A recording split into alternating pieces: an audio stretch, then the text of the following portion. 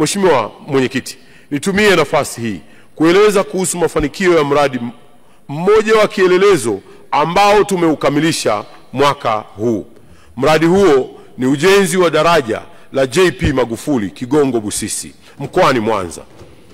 Wakati Mheshimiwa Rais Daktari Samia Suluhu Hassan akiingia madarakani mwaka 2021, ujenzi wa daraja hili ulikuwa umefikia asilimia takriban 25, na kutokana na changamoto za kutetereka kwa uchumi wa dunia baada ya janga la Uviko 19, kulikuwa na wasiwasi kuwa ni wapi tutapata shilingi bilioni 539.28 za kukamilisha mradi huo.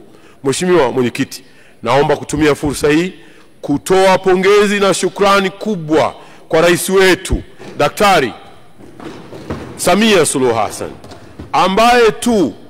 ambaye si tu amelipa fedha zote hizo kwa mkandarasi kwa wakati, lakini amekamilisha mradi wa ujenzi uliokuwa ndoto ya mtangulizi wake, ambapo Mwenyezi Mungu akaamua ukamilisho wakati huu wa Daktari Samia Suluhu Hassan.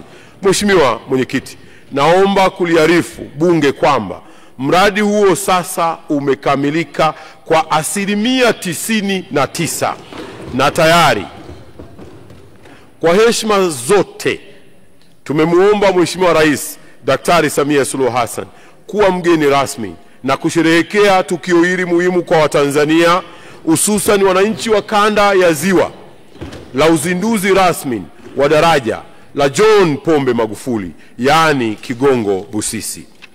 Mheshimiwa Mwenyekiti, kukamilika kwa daraja hili kutakuwa ni faraja kwa wakazi wa kanda ya Ziwa ambao wamekuwa wakitumia muda wa takriban masaa mawili kuvuka kutoka upande mmoja kwenda upande mwingine. Baada ya daraja kukamilika, muda wa kuvuka unatarajiwa kupungua hadi kufikia wastani wa dakika 3 tu.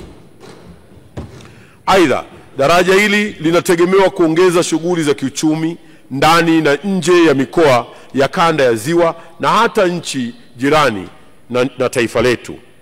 Mheshimiwa Mwenyekiti, daraja hili pia litakuwa ni mojawapo ya alama na fahari ya taifa letu, kwani urefu wake wa kilomita 3.2 litakuwa ndilo daraja refu zaidi katika ukanda huu wa Afrika ya Mashariki na Kati. Naomba kuliarifu Bunge kuwa vivuko vyote vilivyokuwa vinatumika katika eneo la Kigongo Busisi tunatarajia vitapelekwa katika maeneo mengine ambayo yana uhitaji.